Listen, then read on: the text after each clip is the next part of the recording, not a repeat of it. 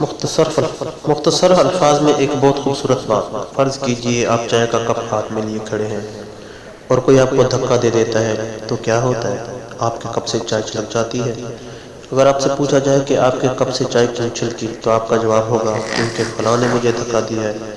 غلط جواب. درست جواب یہ ہے کہ آپ کے کپ میں چائے تھی اس لیے چھلکی. آپ کے کپ سے وہی چھلکے گا جو اس میں ہے. اس طرح جب زندگی میں ہمیں دھکے لگتے ہیں لوگوں کے رویوں سے تو اس وقت ہماری اصلیت ہی چھلکتی ہے. آپ کا اصل اس وقت تک سامنے نہیں آتا جب تک آپ کو دھکا نہ لگے. تو دیکھنا یہ ہے کہ جب آپ کو دھکا لگا تو کیا چھلکا؟ صبر، خاموشی، شکر گزاری، رواداری، سکون، انسانیت، وقار یا غصہ، کڑواہٹ، جنون، حسد، نفرت، حقارت. چن لیجئے کہ ہمیں اپنے کردار کو کس چیز سے بننا ہے. فیصلہ ہمارے اختیار میں ہے. آخر میں آپ سے چھوٹی سی ریکویسٹ ہے کہ پلیز میرے چینل کو سبسکرائب کر لیں اور گھنٹی کے نشان کو بھی دبا دیں. اللہ تعالیٰ آپ کو جزائے خیر دے.